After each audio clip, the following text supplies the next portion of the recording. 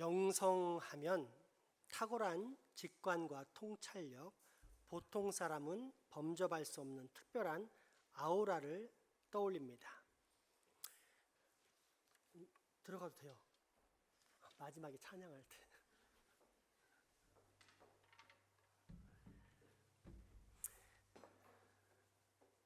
그래서 어떤 사람이 영성이 있다라고 하면 그는 매우 신앙이 좋은 사람이란 인식을 갖습니다.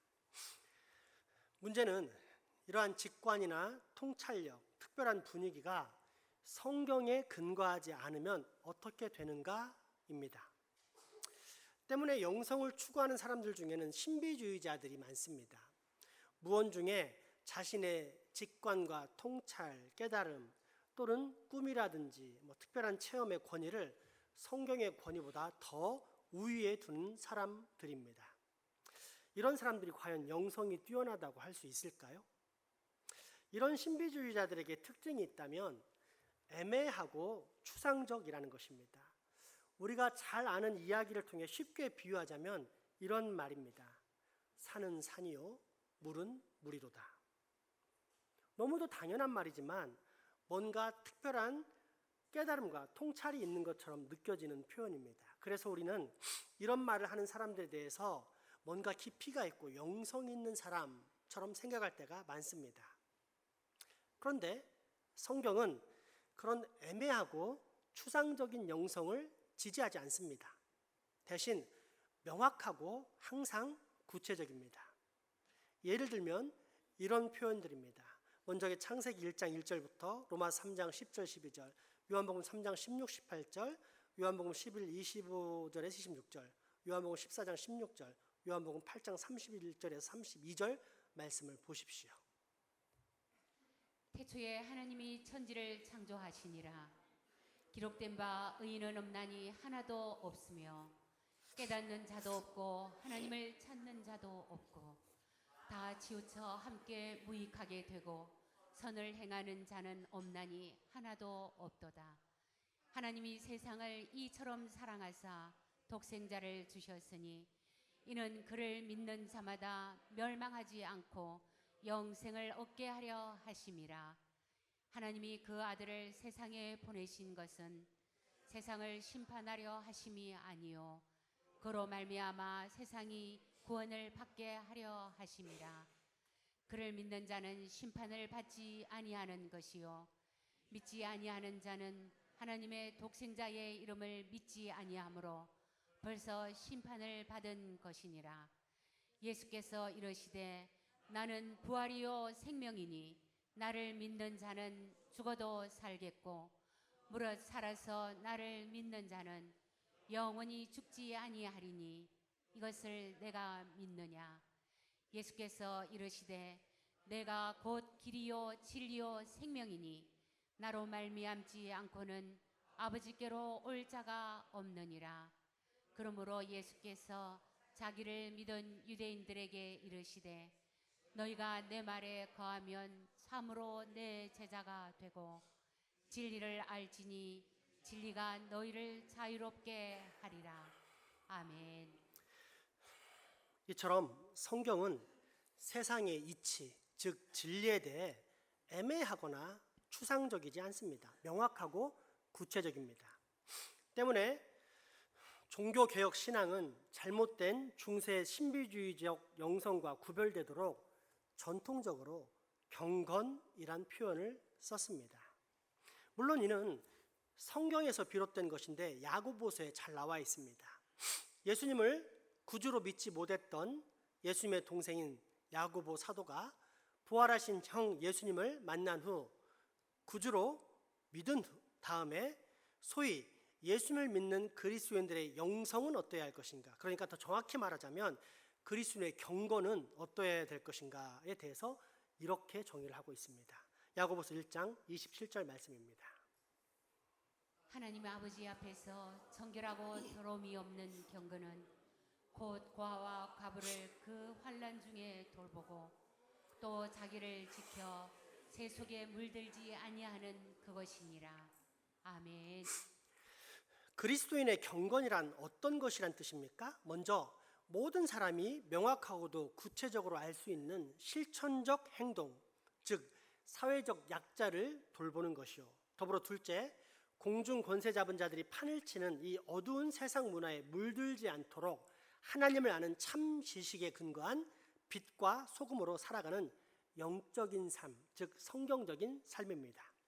그래서 우리 교회는 건강한 그리스도인의 경건을 위해 1대1, 소그룹, 대그룹 예배를 통해 늘 세속화를 분별하고 또한 세상으로 나아가 영육간에 죽어가는 영혼을 구원하며 더불어 사회적 약자들을 돌보는 근원적인 신앙을 결코 놓치고 있지 않습니다. 왜냐하면 하나님께서는 우리가 경건하기를 원하시기 때문입니다. 자, 그렇다면 이런 참 신앙생활의 기준, 즉 경건의 척도를 가지고 11조에 대해 살펴보겠습니다. 아마 우리 중에는 또 돈 이야기한다, 교회에서 돈 이야기 좀 하면 안 될까? 너무 불편해, 이런 사람도 있을 것입니다. 맞습니다. 돈 이야기, 특별히 자기가 돈 버는 이야기가 아닌 바치는 것에 대한 돈 이야기를 좋아하는 사람은 아무도 없습니다. 왜냐하면 그만큼 내 살림살이에 손해가 나기 때문입니다. 그러면 예수님은 돈 이야기를 하셨을까요? 안 하셨을까요? 하셨습니다. 적게 하셨을까요? 많이 하셨을까요? 아주 많이 하셨습니다. 그것도 굉장히 많이 하셨습니다. 그래서 한 신약학자는 복음서에 나오는 예수님의 교훈 중 6분의 1은 돈과 관련된 교훈들이라고 정리하기도 했습니다. 예수님의 비유도 잘 읽어보면 그 중에 3분의 1은 돈에 대한 비유입니다. 그 유명한 달란트 비유는 할당받은 많은 돈에 대한 사용법에 대한 비유이고, 포도원 품꾼의 돈 받는 이야기, 1만 달란트라는 어마어마하게 큰 돈을 빚진 자의 이야기, 어리석은 부자의 돈 이야기, 불의한 돈으로 친구를 사귀는 이야기 등 예수님의 비유는 늘 돈 하는 돈으로 가득한 비유들이었습니다.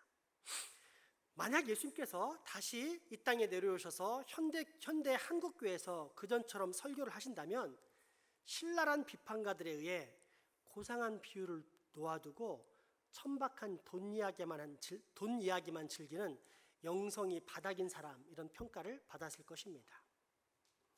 그런데 20세기 말 21세기 초 유행하던 영성운동에 큰 영향을 끼쳤던 리처드 포스터라는 사람은 이런 말을 했습니다. 사람들이 돈을 대하는 태도를 알아보면 하나님께 대한 그 사람의 신앙을 알 수 있다. 그가 사용하는 돈은 곧 그 사람의 경건의 척도가 된다. 또한 침례교 신학자인 해롤드 피켓이라는 사람은 그리스도인의 경건의 출발점은 11조의 실천에서 시작된다고 했습니다. 하나님을 믿으면 물질에 대한 탐욕과 매임에서 벗어나 피땀 흘려 번 자신의 돈을 비로소 헌금할 수 있기 때문입니다. 저는 이 말에 동의합니다. 그것은 피켓이 자기 머리의 연구를 통해 이런 말을 한 것이 아니라 분명한 하나님의 말씀, 즉 성경을 연구해서 내놓은 답변이기 때문입니다. 마태복음 6장 24절의 말씀을 한번 보겠습니다.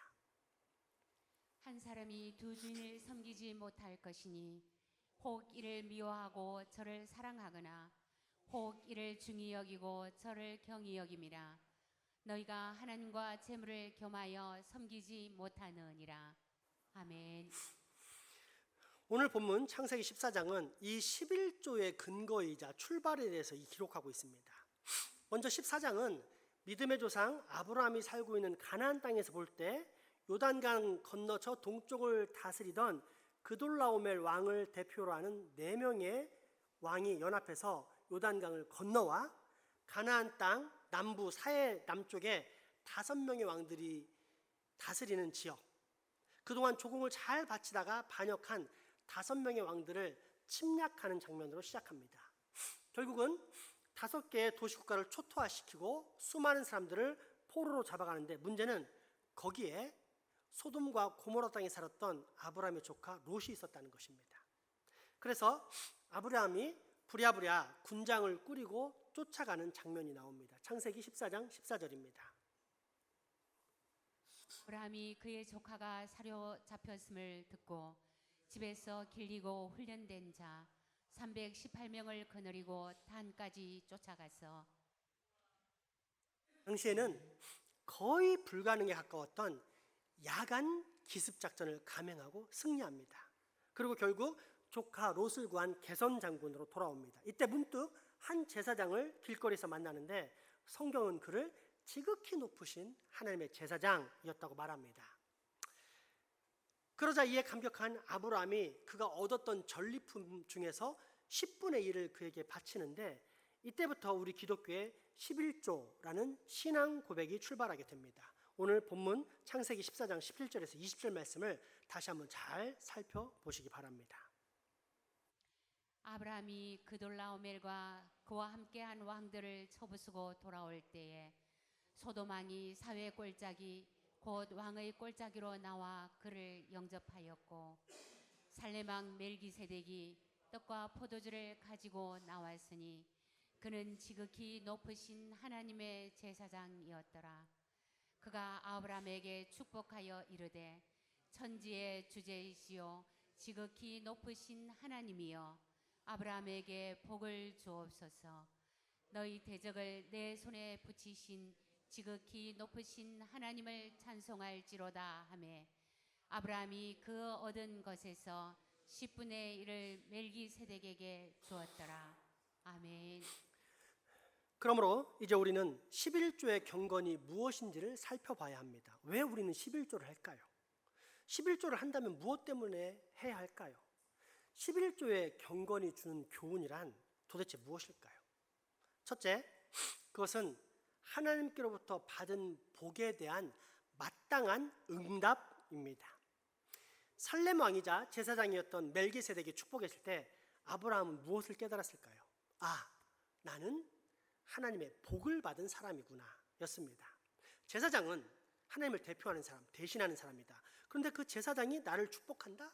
하나님이 나를 축복하고 계시는구나. 바로 이런 깨달음이었습니다. 그래서 깨달음과 동시에 하나님께 10분의 1을 드린 것입니다. 그러므로 11조 사건의 출발점은 축복하시는 하나님과의 만남입니다. 성경에는 하나님의 역사와 이미지가 무수합니다. 그런데 이 중에서도 가장 중요한 이미지는 맨 처음에 나타난 이미지입니다. 여러분, 성경에서 맨 처음 만나는 하나님은 어떤 하나님이십니까? 축복하시는 하나님입니다. 창세기 1장에 보면 아담과 하와 첫사람을 만드시고 생육하고 번성하라, 땅에 충만하라, 땅을 정복하고 땅을 다스리라고 말씀하시는 장면이 나옵니다. 현대식으로 쉽게 바꾸자면 잘 먹고 잘 살아라, 모든 일에 형통할 것이고 모든 세상을 잘 다스리게 될 것이다, 이런 뜻입니다. 그래서 우리의 하나님은 축복하시는 하나님입니다. 여러분과 제가 이 땅에 지금 살아있는 이유, 하나님의 축복 때문이라고 믿으십니까? 우리가 생존하는 것, 우리가 호흡하는 것, 우리가 결혼을 하고 가정을 꾸미고 자녀를 낳고 오늘 할 수 있는 일이 있다는 것, 이 모든 것이 하나님의 축복 때문에 가능하다는 사실을 확실히 믿습니까? 그렇습니다. 바로 이 축복을 깨닫는 사람이 자연스럽게 하나님 앞에 드리고자 하는 것, 그것이 바로 11조의 정신이고 11조의 경건입니다. 그러나 우리들의 문제는 뭐냐?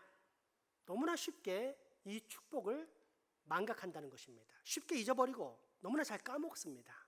그래서 시편 103편 2절에 보면 너희는 그 모든 은택을 잊지 말지어다 라는 말씀이 나올 정도입니다.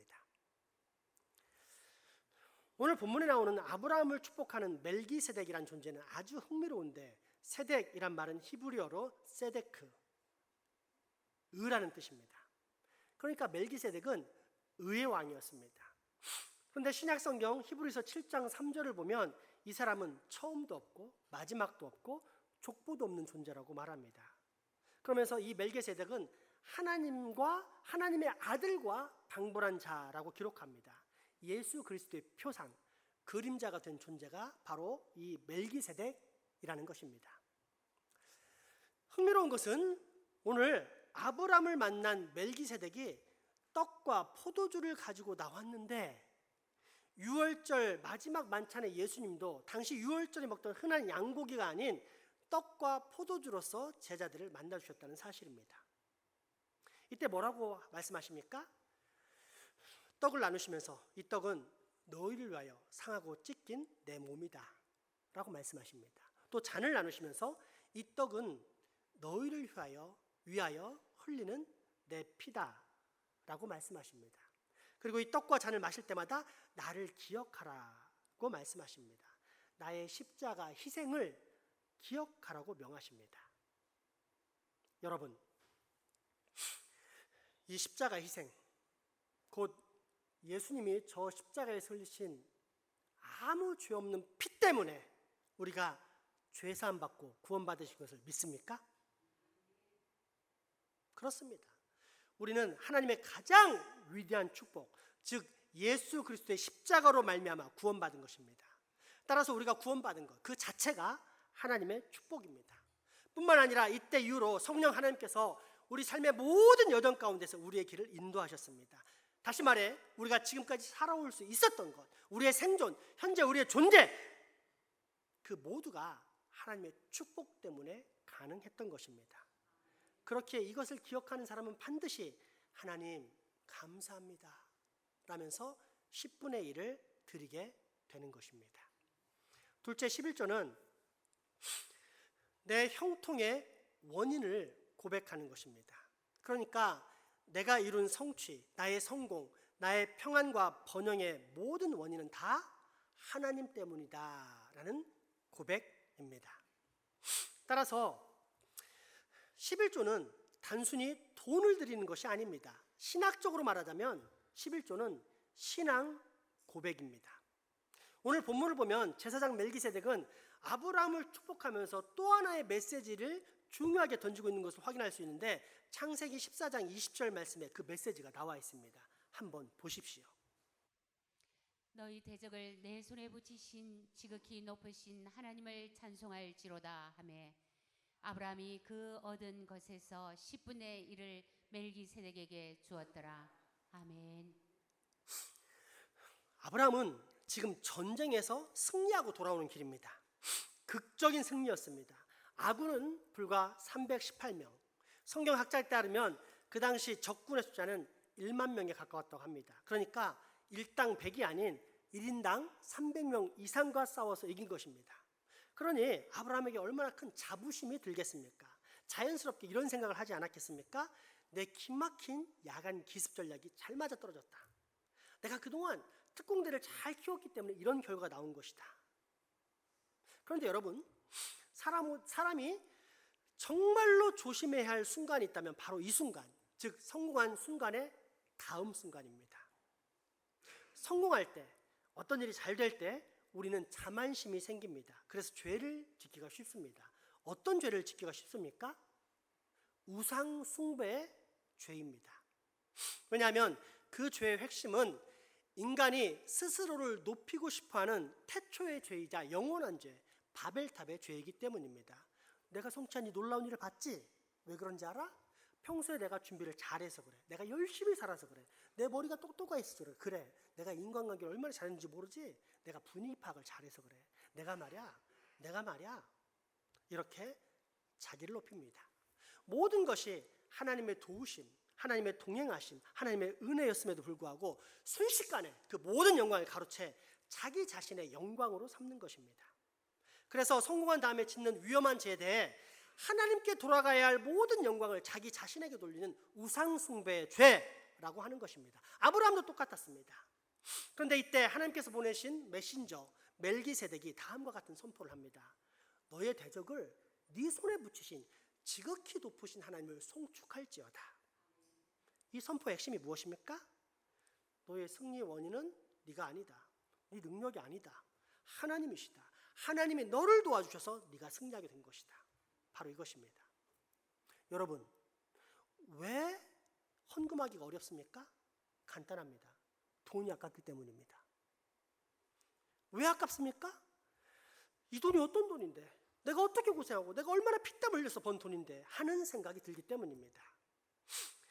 그런데 내가 일할 수 있었던 건강 누가 주셨습니까? 사람들에게 칭찬받을 수 있는 지혜와 능력 어디에서 온 것입니까? 우리의 주인 되신 하나님, 곧 주님께서 건강을 주시고 주님께서 지혜를 주시고 또한 주님께서 내 직장의 환경을 하나하나 다 어루만지셨기 때문에 지금 내가 건강하게 살고 성공하고 또 돈을 벌 수 있었던 것입니다. 아브라함은 바로 이 사실을 깨달았습니다. 내 성취의 근거, 내 성공의 원인, 그것은 하나님이셨다. 나는 그저 하나님이 쓰시는 도구였을 뿐이다 라는 사실을 깨달았습니다. 그래서 기꺼이 10분의 1을 드릴 수 있었던 것입니다. 11조의 경건이 주는 교훈 마지막 세 번째, 그것은 자발적 헌신의 상징입니다. 오늘 본문에 나오는 아브라함의 11조는 하나님의 명령이었습니까? 자발적인 헌신이었습니까? 하나님께서 너 고맙지? 내가 도와줘서 11조 해라. 이래서 아브라함이 11조를 했습니까? 아니면 자발적으로 했습니까? 자발적이었습니다.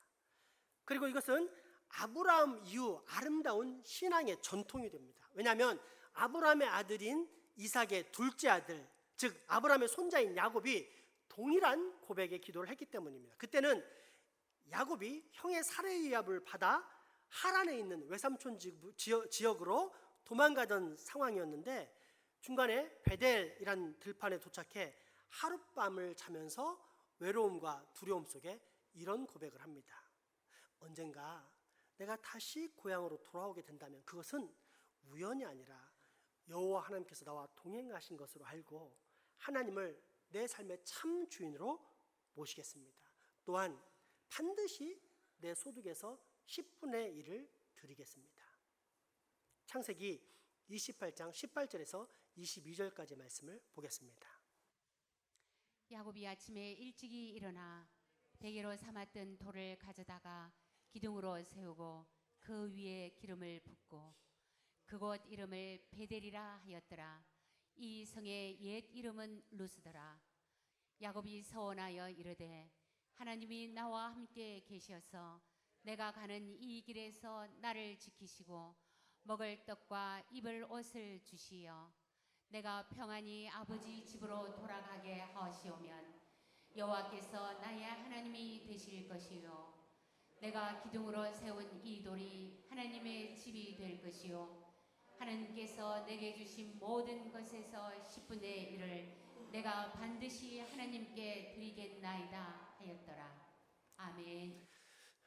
그런데 여러분, 이 고백 직전에 나타났던 사건이 그 유명한 야곱의 사닥다리 사건인 거 아십니까? 야곱이 잠을 자는데 하늘에서 사다리가 내려와 천사들이 오르락 내리락 하는 장면을 보게 된 것입니다. 무엇을 말하느냐? 나는 그저 내 지혜로 살다가 이렇게 가는 것인데 그럼에도 불구하고 하나님께서는 처음부터 끝까지 나와 동행하시면서 내 길을 인도하고 계셨구나 그 사실을 깨달았던 것입니다. 그래서 그 사실을 고백하면서 확신 있게 하려고 지금 이런 고백이 나왔던 것입니다. 하나님의 명령이 아니었음에도 대를 이어 자발적 사랑과 헌신을 드리는 아름다운 전통이 됩니다. 더불어 아브라함이 최초의 11조를 드리고 그로부터 약 500년이 지난 후 모세가 나타나는데 모세 시대부터는 이 전통이 하나의 율법으로 명시됩니다. 그런데 11조를 반대하는 사람들은 이러한 전통에 시비를 걸면서 종종 11조는 신약적이지 않다, 복음적이지 않다 이렇게 주장합니다. 특별히 율법이 폐기되었으니 11조도 폐기되는 것이 마땅하다라고 주장합니다. 이에 대한 반론은 많지만 두 가지만 말하자면 과연 우리 주 예수님께서 율법을 폐기하러 오셨느냐는 것입니다. 폐기하러 오셨습니까? 아닙니다. 성경은 예수님이 율법을 완성하러 오셨다고 분명히 기록하고 있습니다.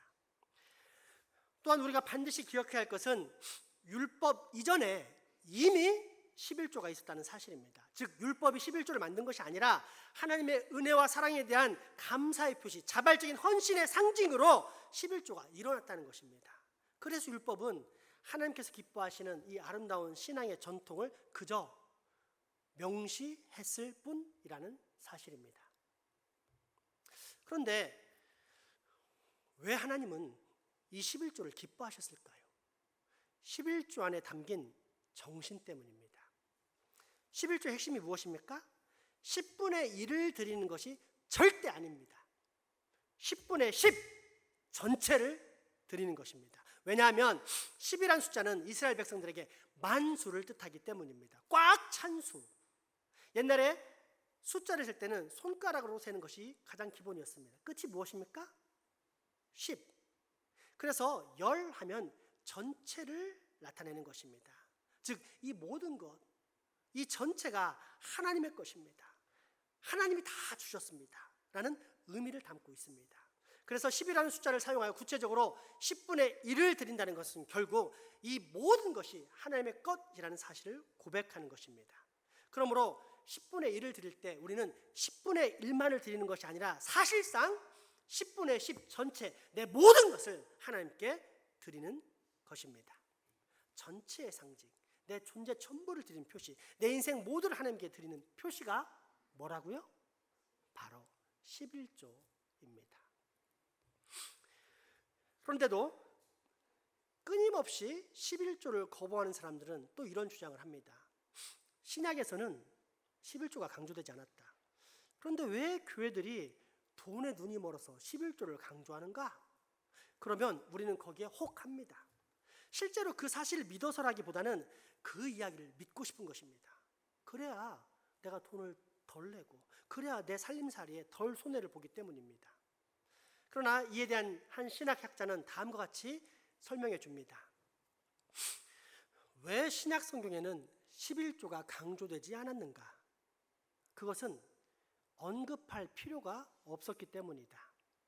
초대교회 성도들에게 11조는 기본이었다. 누구나 그렇게 하고 있었다. 그들에게 있어서 중요한 문제는 10분의 1 이상으로 얼마나 더 드릴 수 있는가였을 따릅니다. 그들은 단순히 10분의 1이 아닌 가급적 전체를 드리기 원했다.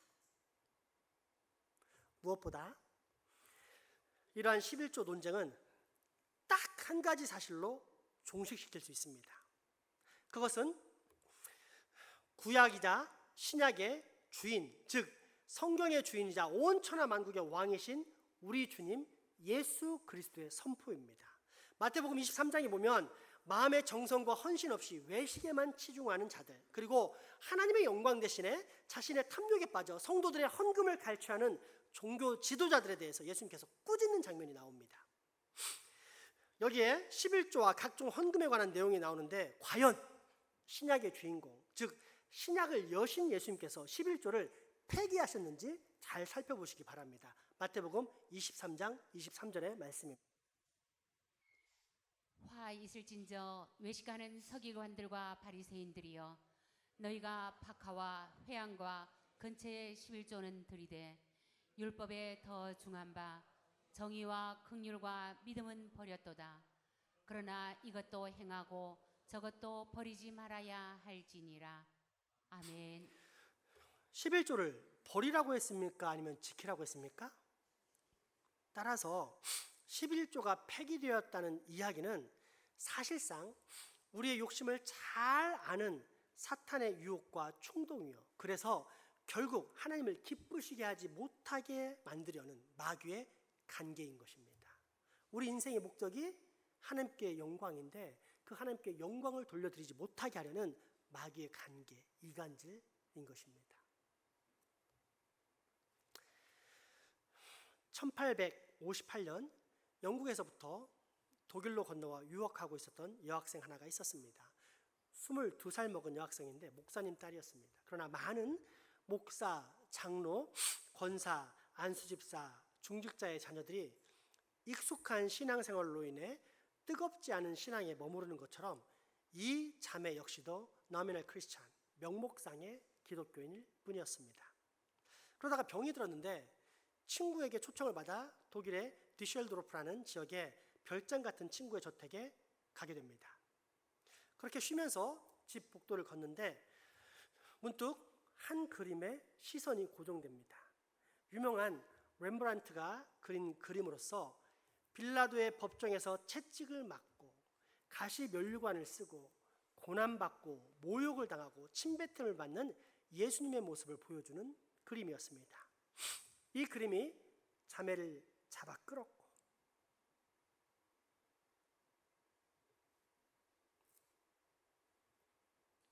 자매는 얼어붙듯 그 그림 앞에 서 있게 됩니다. 그러다가 아래쪽에 글귀를 보게 되었는데 이 글귀가 자매의 가슴을 확 사로잡았습니다. 거기에는 이렇게 쓰여져 있었습니다. 나는 너를 위해 이렇게 고난을 받았는데 너는 나를 위해 무엇을 주느냐? 나는 너를 위해 이렇게 고난을 받았는데 너는 나를 위해 무엇을 주느냐? 너는 나를 위해 무엇을 주느냐? 이 글귀를 보는 순간 갑자기 자매의 눈에서 눈물이 핑 돌기 시작했습니다. 내가 주님을 잊어버렸구나. 나를 희생하시고 고난을 받으신 그리스도를 망각하고 살았구나. 나를 살려주신 그리스도를 잊어버렸구나. 주님, 이것이 사실이라면 내가 주님을 위해서 드리지 못할 것은 아무것도 없습니다. 그날 밤 집에 돌아온 자매는 붓을 들어서 그 그림에서 받았던 감동과 자신의 결단을 한 편의 찬송시로 쓰기 시작했습니다. 그것이 찬송가 311장입니다. 내 너를 위하여 몸 버려 피 흘려 내 죄를 속하여 살 길을 주었다. 널 위해 내 몸을 주건만 너는 날 위해 무엇을 주느냐?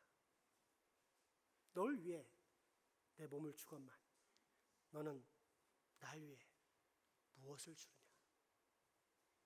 우리 찬양 같이 한번 고백해 봅시다. 여러분이 지금 예수님께 무엇을 드리고 있는지, 무엇을 드려야 할지 한번 생각해보고 결단하는 시간 갖도록 하겠습니다.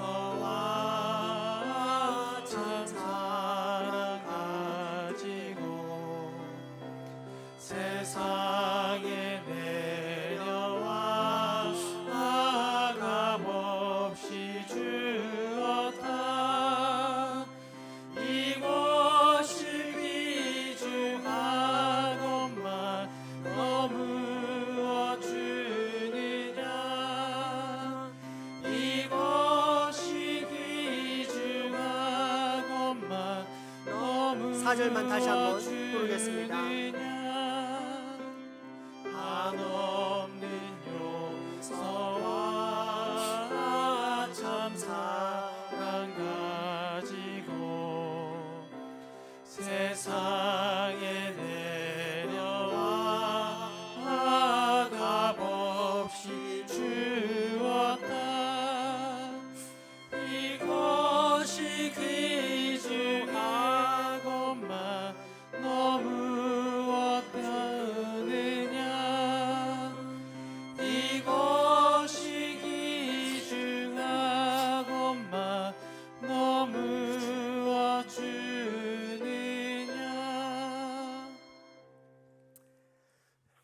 주님께서 저와 여러분에게 생명 그 자체를 주셨다면 여러분은 주님 앞에 무엇을 드리겠습니까? 다 드릴 수밖에 없지 않습니까?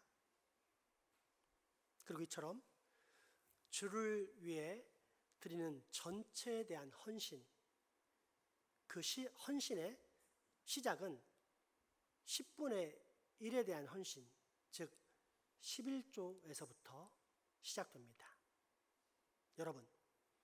여러분은 이 헌신을 주님께 신실하게 그리고 정직하게 드리셨습니까? 맞습니다. 그래서 11조는 내가 마귀의 지배에서 벗어나고 재물이란 우상 숭배에서 벗어났다는 내 신앙의 표시, 즉 경건의 척도인 것입니다. 이 시간 다시 한번 찬양을 할 텐데, 나를 통하여 경배받으시는 하나님이란 찬양입니다. 우리는 죽어 마땅한 존재, 하나님의 원수, 진노의 자식이었습니다. 하나님의 잘못은 아무것도 없고 오직 나의 죄 때문이었습니다. 그런데 그런 원수 같은 자식을 하나님은 아무 죄가 없는 당신의 아들 예수 그리스도를 통해서 구원시켜 주셨습니다. 세상에 어떤 존재가 그런 사랑을 보일 수 있습니까? 그것이 바로 하나님의 영광입니다. 그리고 하나님께서는 그렇게 구원받은 나를 통해 경배받으시기를 원하십니다. 그 마음의 결단을 우리 하나님께 드리는 시간 갖도록 하겠습니다.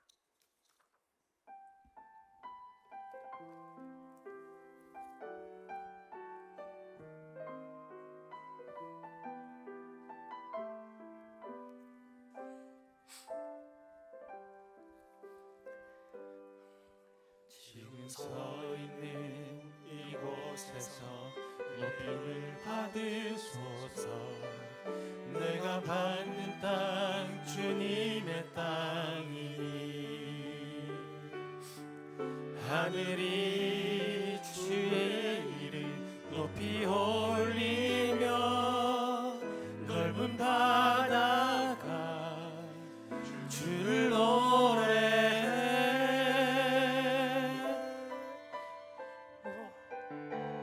모든 만물 주를 경배해. 모든 입술 주를 찬양해. 천지를 만드신 만물의 통치자 높임을 받으소서. 내 평생에 주의 이름 높이며 어느 곳에서든지 주님을 예배하리라. 내가 밟는 모든 땅 아버지의 영광이 선포돼야 하니 찬양하며 주님을 예배할 때 하늘 가득한 주의 영광 보리라. 나를 통하여 나의 입술을 인하여 주의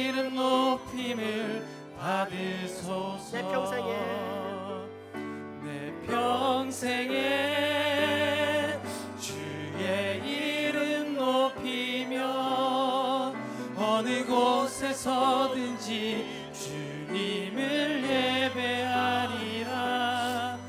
내가 밟는 모든 땅 아버지의 영광이 선포돼야 하리. 찬양하며 주님을 예배할 때 하늘 가득한 주의 영광 보리라. 나를 통하여 나의 입술을 인하여 주의 이름 높임을 받으소서.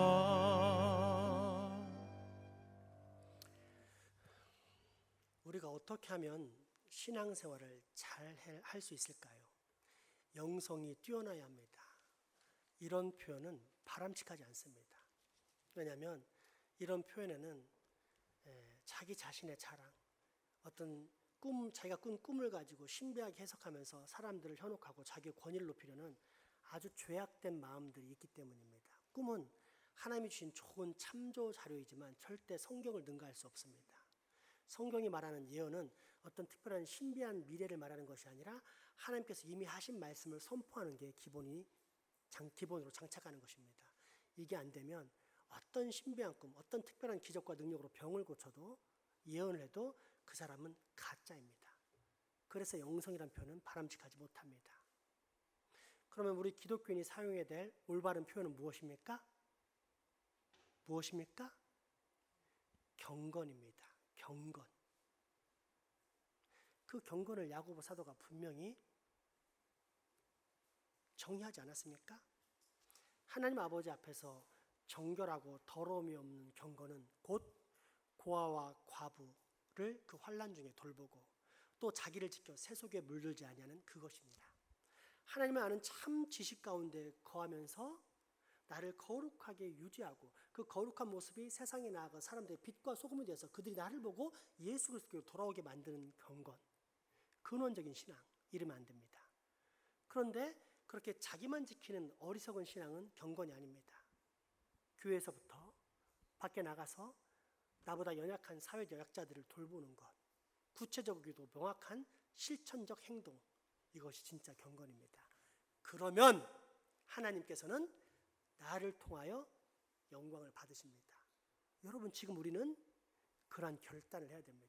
그러한 결단의 출발이 11조고 11조는 기본으로 깔고 그 이상의 전체를 드리는 것이 바로 나를 통하여 하나님의 영광 받으시는 빛과 소금의 삶입니다. 그 삶을 결단하시는 이 시간 찬송을 통해서 다시 하겠습니다.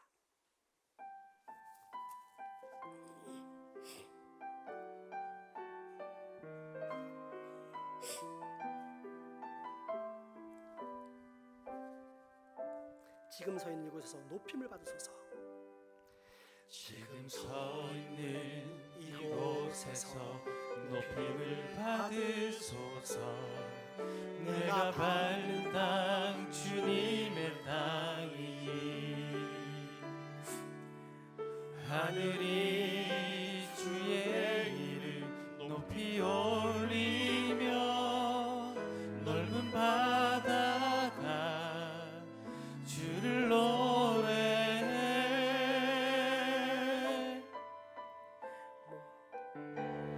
모든 만물 주를 경배해. 모든 입술 주를 찬양해.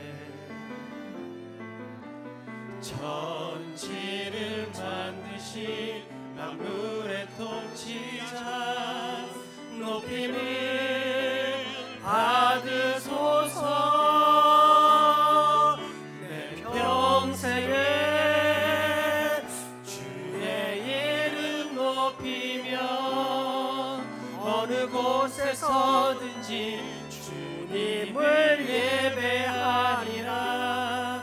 내가 밟는 모든 땅 아버지의 선포돼야 하리. 찬양하며 주님을 예배할 때 하늘 가득한 주의 영광 보리라. 나를 통하여 나의 입술을 인하여 주의 이름 높임을 받으소서. 내 평생에 내 평생에 주의 이름 높이며 어느 곳에 서든지 주님을 예배하리라. 내가 밟는 모든 땅 아버지의 영광이 선포돼야 하리. 찬양하며 주님을 예배할 때 하늘 가득한 주의 영광 보리라. 나를 통하여 나의 입술을 인하여 주의 이름 높임을 받으소서. 나를 통하여 나의 나를 통하여 나의 입술을 인하여 주의 이름 높임을 받으소서. 여러분, 우리가 하나님을 행복하게 할 수 있다는 사실이 너무 좋지 않습니까? 나를 통해 하나님이 영광을 받을 수 있대요. 나를 통하여 내 입술을 인하여 주의 이름 높임을 마지막으로 다시 한번 고백합니다. 나를 통하여 나를 통하여 나의 입술을 인하여 주의 이름 높임을 받으소서.